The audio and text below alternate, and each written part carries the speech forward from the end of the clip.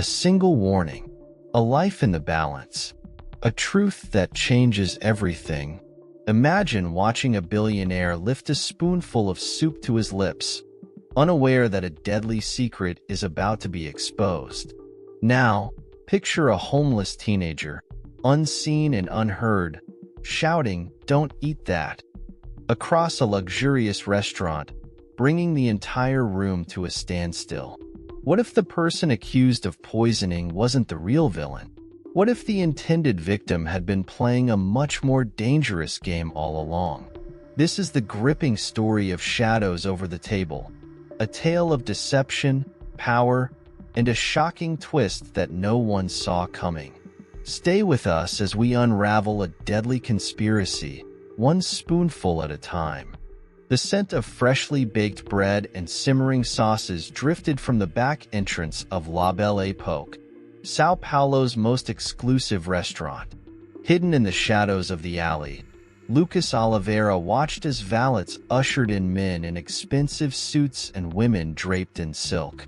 He had been here before, not inside, of course. He was always on the outside looking in. His stomach growled, a painful reminder of the last meal he had.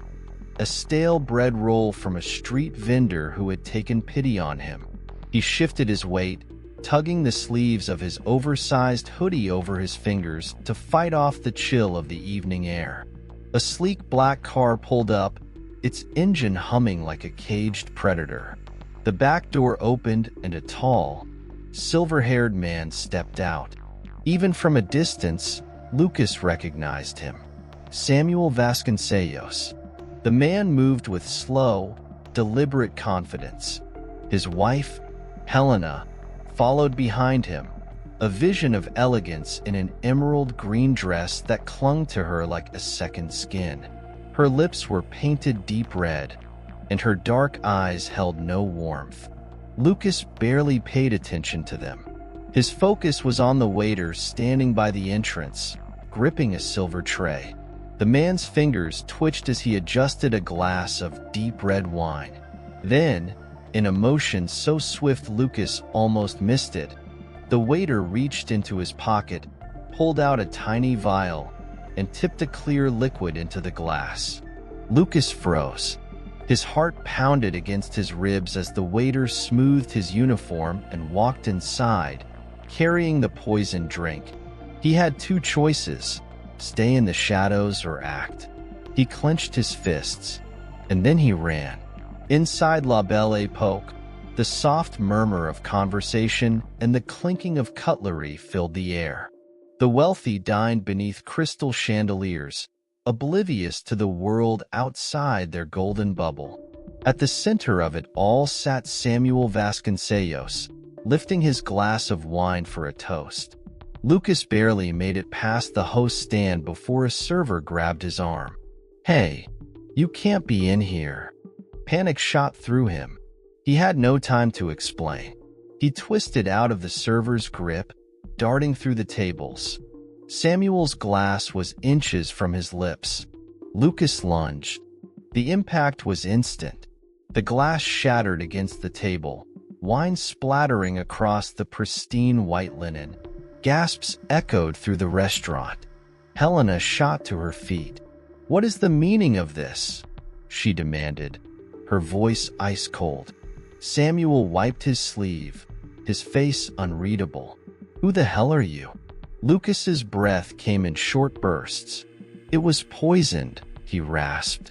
"I saw it. The waiter. He put something in your drink." Silence. Then, from the other side of the room, the manager's voice cut through the air. "Call the police." The flashing red and blue lights of the police cars painted the alley in eerie streaks. Lucas stood against the wall, wrists bound by cold steel. Detective Rafael Mendez studied him with sharp, calculating eyes. He was older, his face weathered by years of chasing criminals through São Paulo streets. "You're telling me," Mendez said, voice slow and measured, "that you, a street kid, just happened to see a waiter poison a billionaire's drink?" Lucas's jaw clenched. Yes. And where is this so-called vial? Mendez crossed his arms. Lucas opened his mouth but hesitated. He hadn't seen the waiter dispose of it. Mendez sighed. That's what I thought.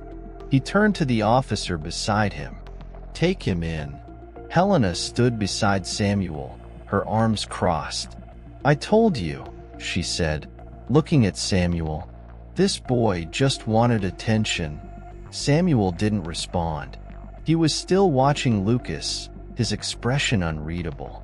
As Lucas was led toward the squad car, he turned over his shoulder, locking eyes with the billionaire. You're making a mistake, Lucas said. Someone wants you dead. Samuel held his gaze for a long moment, and then, to Lucas's surprise, he spoke. Detective, Samuel said. Wait. The interrogation room at Sao Paulo's police headquarters was small and stifling. Lucas sat in a metal chair, his hands resting on the table. Across from him, Mendez flipped through a thin file. You have a record, the detective said. Petty theft, trespassing. He raised an eyebrow. This isn't your first run-in with the law. Lucas scoffed. And Mendez leaned forward. So why should I believe you? Because I'm telling the truth. The detective sighed, rubbing his temple. No evidence. No poison. Just the word of a street kid against the richest man in the city. The door creaked open. Samuel Vasconcellos stepped inside. Mendez straightened. Mr. Vasconcellos. I want to speak with him alone, Samuel said. Mendez hesitated before nodding. I'll be right outside. The door closed, leaving Lucas alone with the billionaire. Samuel folded his arms. Why did you do it? Lucas met his gaze. Because it was the right thing to do. Samuel studied him for a long moment. Then he exhaled, pulling out a chair and sitting across from him. You have nothing to gain from this, do you? Lucas shook his head. A shadow crossed Samuel's face. He drummed his fingers against the table. I need to know who's behind this. Lucas frowned. You believe me? Samuel's lips pressed into a thin line. Let's just say I'm not willing to dismiss you yet. Lucas sat up. Then let me help. Samuel tilted his head. You want to work for me now? Lucas shrugged.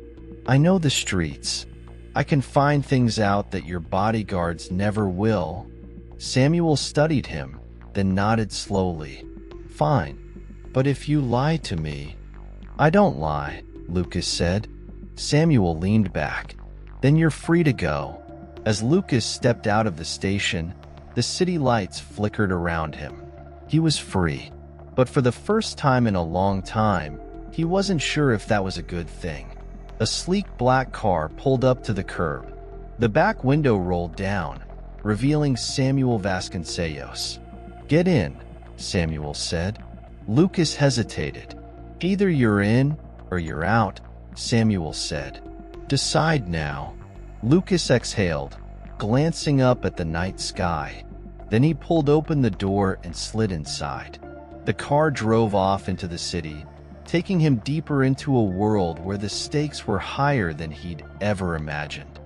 The penthouse loomed high above Sao Paulo, a glass fortress overlooking the restless city. Lucas Oliveira stepped inside cautiously, his scuffed sneakers barely making a sound against the polished marble floors. The air smelled expensive, leather, cigars, and something floral. Samuel Vasconcellos poured himself a drink from a crystal decanter, his movements slow and deliberate. Lucas had seen powerful men before, but none quite like Samuel, controlled, thoughtful, calculating. Sit, Samuel said, gesturing to a chair across from him. Lucas hesitated. He wasn't used to people like Samuel offering him a seat, much less inside their homes. He sat anyway, feeling the weight of the billionaire's gaze. You said someone wants me dead, Samuel continued, swirling the amber liquid in his glass. Convince me you're right. Lucas leaned forward. I saw the waiter slip something into your drink. That's why I stopped you. But when the police came, the vial was gone. Whoever's behind this is careful.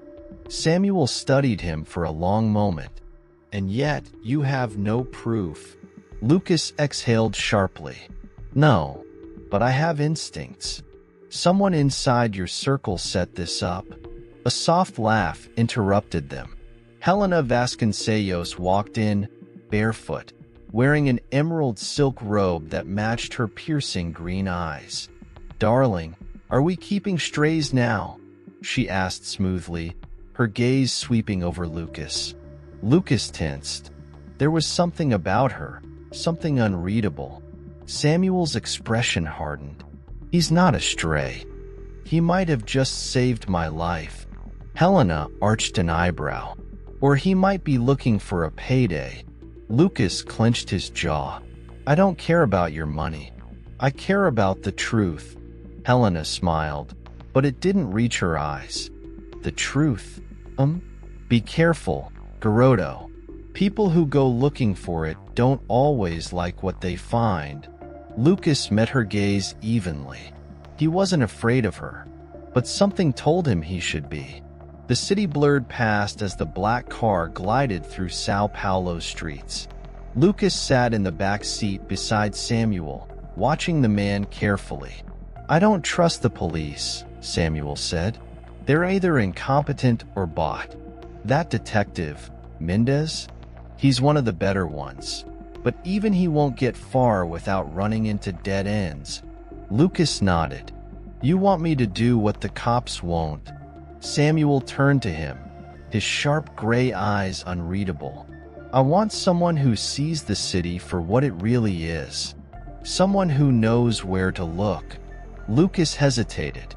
And what do I get in return? Samuel smirked. A roof over your head. A chance to do something that matters. Protection.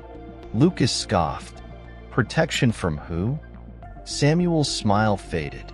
That's what you're going to help me find out.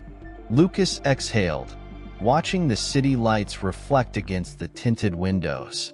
This wasn't his fight, but walking away wasn't an option anymore. All right, he said. I'm in.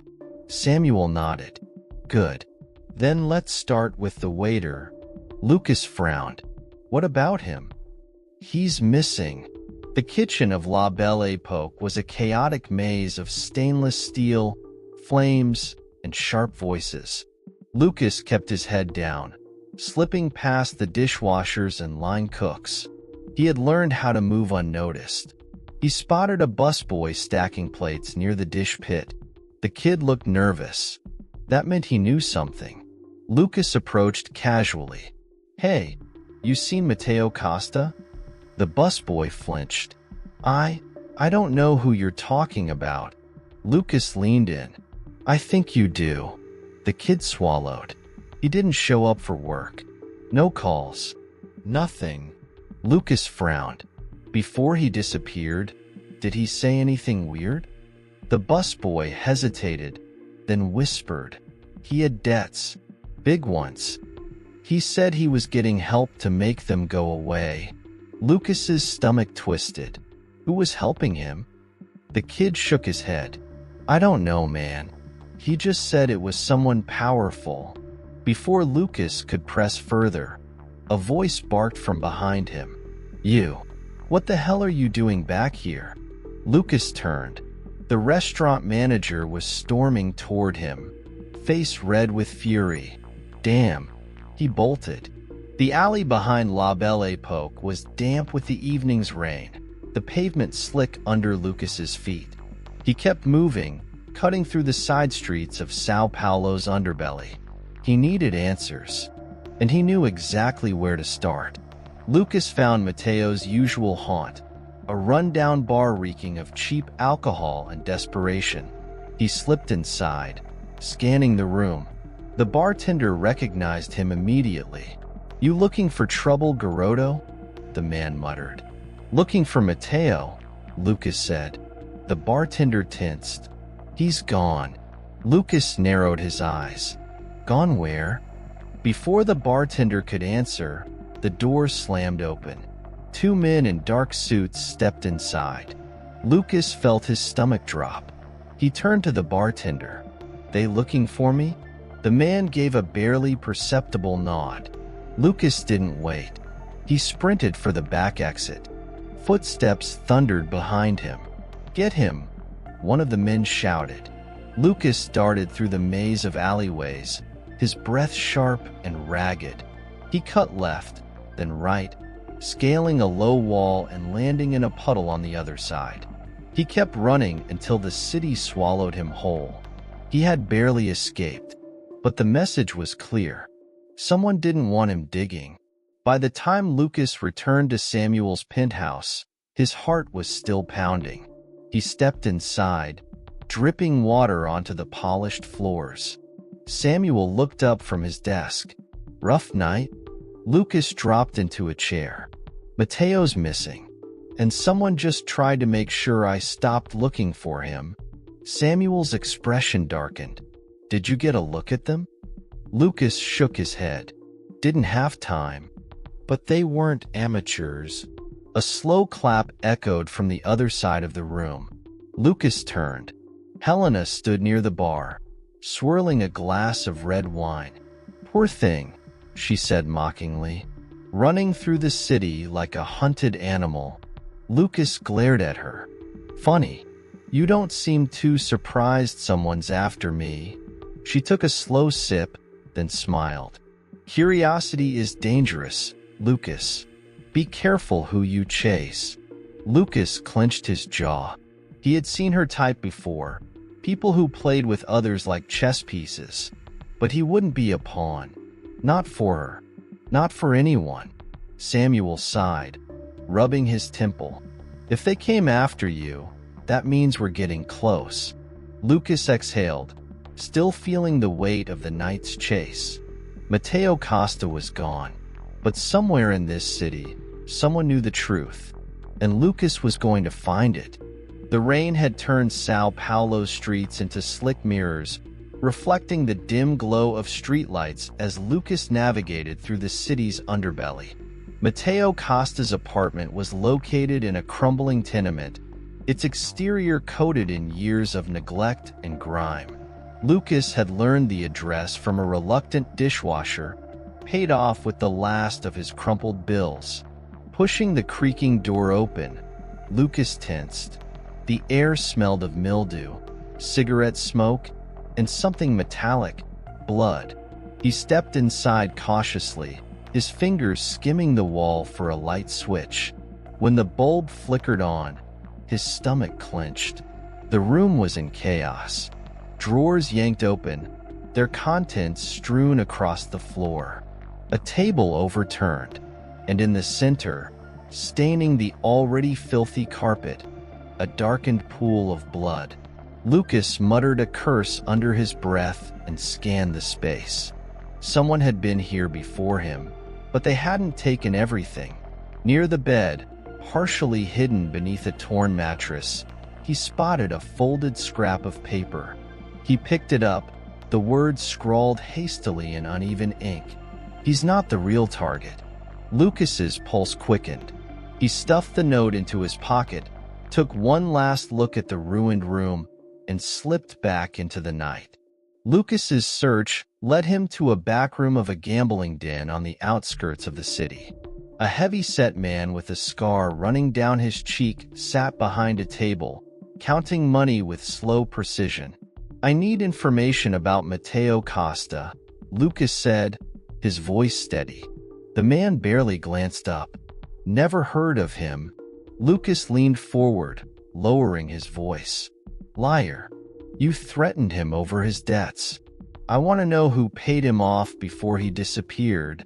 The man exhaled slowly, setting the money aside. "Kid, you don't want to be asking these kinds of questions."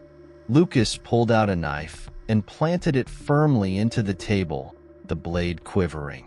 "Try me." A slow smile curled on the man's lips. "All right," he said, rubbing his jaw. Mateo was desperate. He owed the wrong people. But someone paid off his debts overnight. Someone with real power. Lucas's stomach twisted. Who? The man shook his head. All I know is, he was supposed to keep his mouth shut. Guess he didn't. Lucas stepped back, tucking his knife away. Thanks for your time. As he turned to leave, the man called out, You're walking into a storm, kid. Hope you know how to swim. Samuel Vasconcellos' office was an empire in itself. Walls lined with shelves of leather-bound books, floor-to-ceiling windows overlooking the city. Samuel sat behind a massive mahogany desk, hands clasped. Lucas placed the crumpled note in front of him. The poison wasn't meant for you. Samuel's eyes darkened as he read the words. Then who? Lucas hesitated, watching his expression carefully. Helena. Samuel's face remained impassive, but something flickered in his gaze. Doubt? Fear? He exhaled sharply and leaned back in his chair. You have proof? Lucas crossed his arms. Mateo got paid off, then turned up dead. Someone inside your world wants her gone. Silence stretched between them. Finally, Samuel nodded. Find out who, and do it quietly. Lucas slipped into an alley near Sao Paulo's police headquarters, waiting under the cover of darkness. A moment later, Detective Rafael Mendez emerged from the building, lighting a cigarette. You're persistent, Mendez muttered, exhaling smoke. Lucas ignored the jab. I need intel. Someone in Vasconcellos' circle wants Helena dead. Mendez studied him for a long moment. Then, without a word, he reached into his coat and pulled out a folded piece of paper. Mateo's autopsy report, he said. He was tortured before he died. Lucas took the report, his fingers tightening around the paper. They were tying up loose ends. Mendez nodded. And if you're not careful, kid, you'll be next. Lucas stood on a rooftop overlooking the city, the skyline painted in hues of gold and indigo. The weight of what he had uncovered settled heavily on his shoulders. The poisoning, Mateo's death, the message in the bloodstained apartment. It all pointed to one thing. Someone wanted Helena Vasconcellos dead. And whoever it was, they weren't finished yet. As the city pulsed with life below him, Lucas knew one thing for certain. The real game was just beginning. The Vasconcellos estate loomed in the moonlight, its massive iron gates casting long shadows across the driveway. Lucas moved swiftly through the manicured gardens, his breath barely visible in the crisp night air. He had questions, and he needed answers. Helena was waiting for him on the terrace, wrapped in a silk robe, a half-finished glass of wine in her hand. She didn't look surprised to see him. You've been busy, she said, taking a slow sip. Lucas crossed his arms. Someone's trying to kill you. And I don't think you're as oblivious as you pretend to be. A smirk played at Helena's lips. So young, yet so suspicious. Tell me the truth, Helena. Who wants you dead? Lucas pressed. She leaned against the railing, eyes scanning the city skyline. That's the problem, Lucas.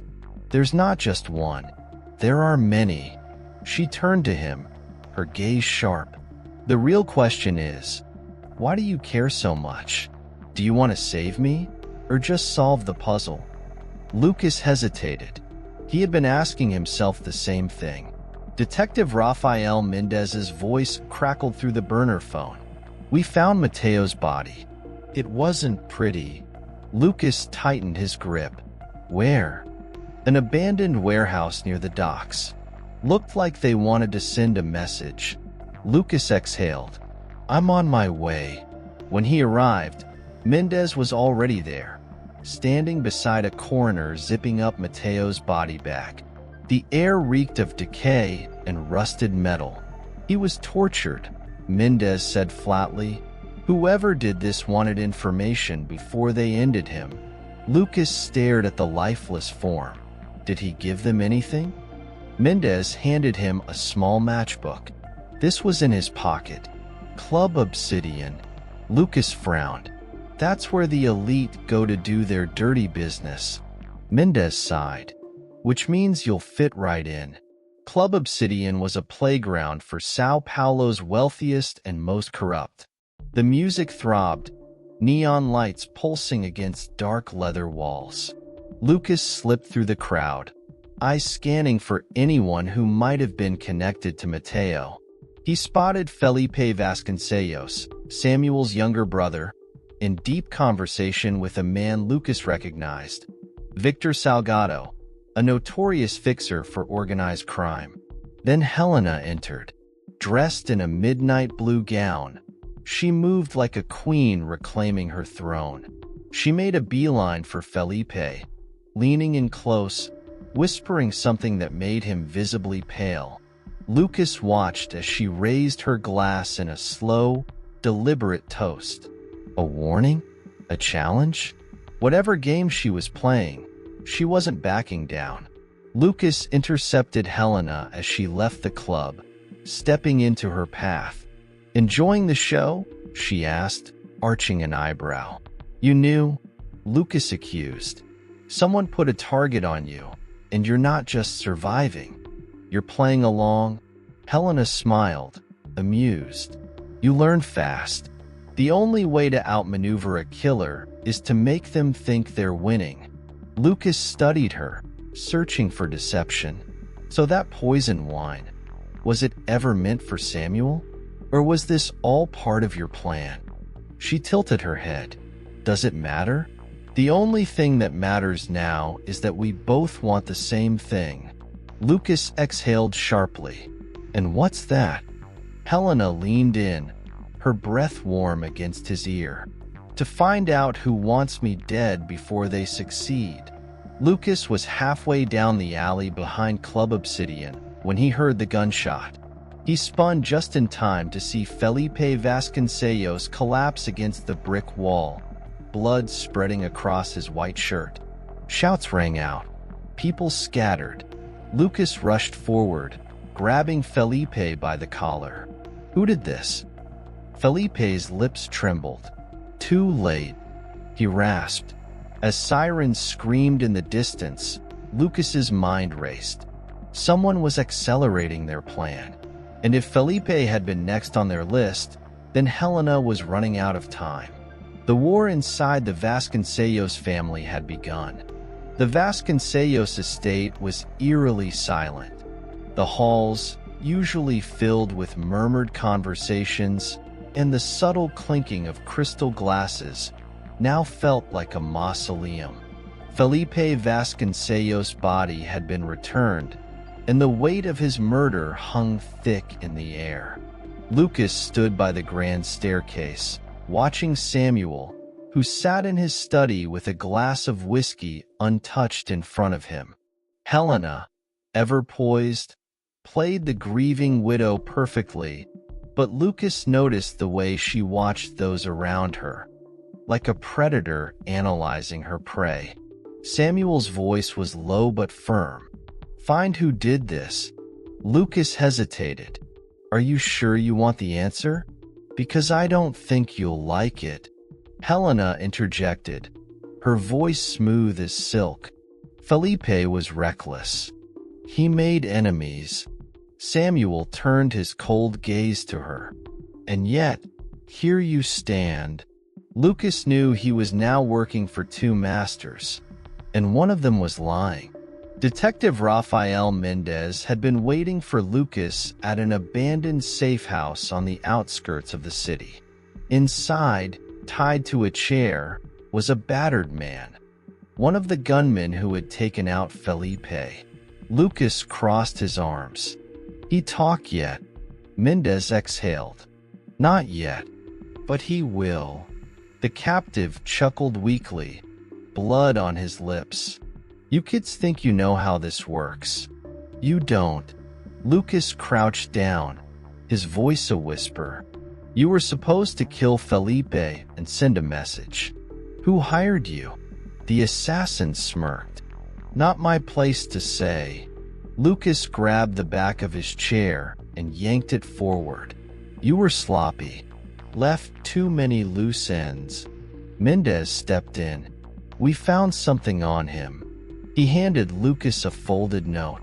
Scrawled in smudged ink. The next one is Helena. Lucas's blood ran cold.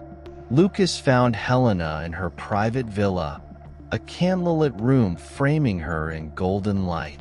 He tossed the note onto the table in front of her. She picked it up, reading it slowly. How dramatic. Lucas clenched his jaw. Someone wants you dead.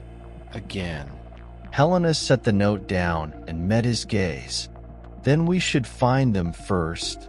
He shook his head. No. You should run. Helena let out a soft laugh. You underestimate me. Lucas studied her. Or maybe I finally understand you. She took a step closer. You don't trust Samuel anymore, do you? He didn't answer. Helena's lips curved. Then you should work with me. Lucas knew the decision he made here would change everything. The basement of the Vasconcellos estate was colder than Lucas expected. He had broken in, following a lead that Mendez had given him. He wasn't ready for what he found. A locked safe, a hidden vault, and inside, a file detailing Samuel's private medical history, reports of gradual poisoning that spanned months. Lucas' stomach dropped. Samuel hadn't been a victim. He had poisoned himself. The setup had been a masterpiece of deception.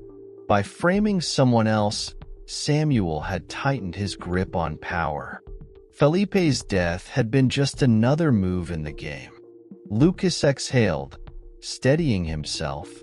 If Helena wasn't the one orchestrating this, then that left only one monster standing. Lucas entered Samuel's penthouse with slow, measured steps. Samuel was waiting for him, a glass of wine in hand, the city stretching out behind him like a kingdom he owned. You found what you were looking for, Samuel said calmly. Lucas nodded. I did. Samuel gestured to the empty chair across from him. Sit. Lucas hesitated. Then he did. Samuel poured him a drink and slid it across the table. You're clever, Lucas. Too clever. Which is why I need to ask, are you with me or against me? Lucas met his gaze. Then, almost imperceptibly, he reached forward and switched the position of their glasses. Samuel lifted his drink without noticing. A shame about Felipe. But sometimes, sacrifices must be made. Lucas watched as Samuel took a sip. Samuel's fingers tightened around the glass. His breath hitched. His eyes widened. Lucas leaned forward, his voice low. I hope you can appreciate the irony. As Samuel slumped forward, Lucas stood, pocketing the evidence that would unravel the Vasconcellos empire. The game wasn't over. Not yet, but he had just taken the king off the board. The Vasconcellos estate, once a fortress of wealth and power, was now a battlefield of uncertainty. Samuel Vasconcellos was dead. His empire, a delicate tapestry of business and influence, lay frayed at the edges. Lucas watched from the shadows as the mourners arrived. Politicians, tycoons, and those who had whispered their allegiance to Samuel now whispered about his widow. Helena stood at the center of it all, draped in black, her expression unreadable. Rafael Mendez stood beside Lucas. She's untouchable now, the detective murmured. Lucas clenched his fists. Maybe, but I'm not done yet. Mendez sighed. You better be careful, kid. You helped her win. Lucas turned away, disappearing into the night. The game wasn't over. It had just changed. The warehouse smelled of damp wood and gasoline. Mendez had called Lucas here with urgency. A single bulb swung from the ceiling, casting uneven shadows on the man tied to the chair in the center of the room. Victor Salgado, Samuel's former enforcer.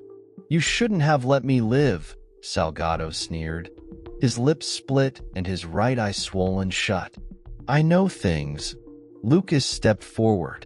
"Then talk." Salgado spat blood. Samuel was planning something big before he died. Helena wasn't supposed to win. He had a contingency. Lucas exchanged a look with Mendez. "What contingency?" Salgado chuckled. "His daughter." Lucas's heart skipped a beat. "Anna?" Salgado nodded. "She's got proof. Something that could burn Helena's empire to the ground." Mendez muttered a curse under his breath. Lucas's mind was already racing. Ana Vasconcellos had distanced herself from the family, but now she might hold the key to bringing Helena down, and that meant she was in danger. Lucas found Ana in a dimly lit cafe on the outskirts of the city. She sat alone, her laptop open, a whiskey untouched beside her. "I was wondering when you'd show up," she said without looking up. Lucas slid into the chair across from her. "Salgado says you have something that can destroy Helena." Ana let out a humorless laugh.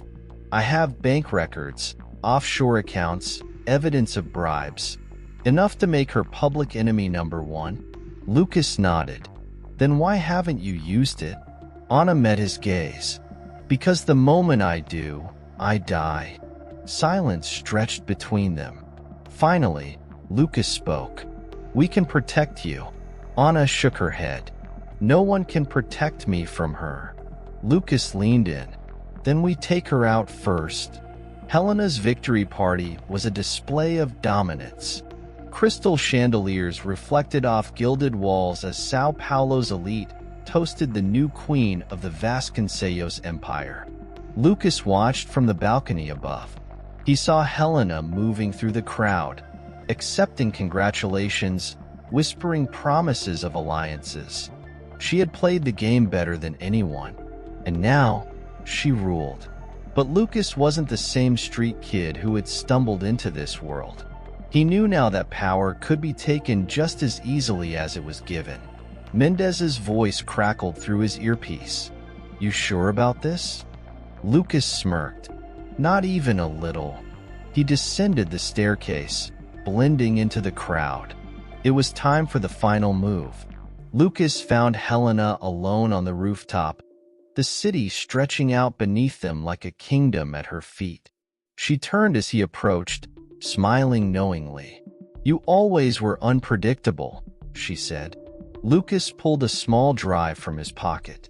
"Anna has proof. It's over." Helena's smile didn't waver. "Is it?" Lucas hesitated. "You used me." Helena sighed. "You used me too. We both won. And now you want to burn it all down?" Lucas clenched his jaw. "You don't deserve to win." Helena stepped closer, her voice soft. "Neither do you." A gun cocked behind him. Lucas froze. Mendez's warning echoed in his mind. Helena didn't need him anymore. Helena reached for the drive. "Hand it over, Lucas." He exhaled slowly, then smirked. "I already sent it." Helena's eyes darkened. In the distance, sirens wailed. Lucas stepped back. "The game's over." Helena straightened, adjusting the hem of her dress. "For now." Lucas turned and walked away as the police stormed the building. He had taken the queen off the board, but he knew the game would never truly end. Not in a city like this. In the shadows of Sao Paulo, where wealth collides with betrayal, we've witnessed how one act of courage by Lucas unraveled a web of deceit larger than anyone imagined. But what does it truly mean when the powerless dare to challenge the powerful? If Helena could rise to dominance with her cunning, who will dare to stop her? And more importantly, was Lucas truly a savior or just another pawn in her calculated game? Let us know your thoughts in the comments. Who do you think held the true power all along? And what would you have done if you were in Lucas's shoes? If you've been captivated by this story, don't forget to subscribe to our channel. We bring you gripping tales like this, where complex characters, suspenseful twists, and thought-provoking themes come together. Hit the notification bell to ensure you don't miss what's next. The streets of Sao Paulo hold many more secrets, and we'd love for you to join us as we uncover them. See you in the next video.